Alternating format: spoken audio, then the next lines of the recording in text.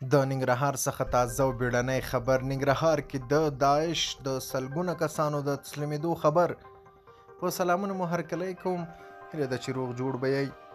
طالبان ننګرهار کې د لسګونو داعشانو د ور تسلیمېدو خبر ورکوي. په ننګرهار کې د طالبانو د استخباراتو ریاست د دې ولایت په 10 ولسوالیو کې د اسلامي دولت ډلې یا داعش د خراسان څانګې د لسګونو غړیو د تسلیمېدو خبر ورکوي. د ننګرهار ولایت د استخباراتو رئیس ډاکټر بشیر وایي د قومي مخورو د هڅو په نتیجه کې په 10 ولسوالیو کې 63 داعش وسلوال تسلیم شوي. په خپلو کړنو یې پښیماني ښوولې ده.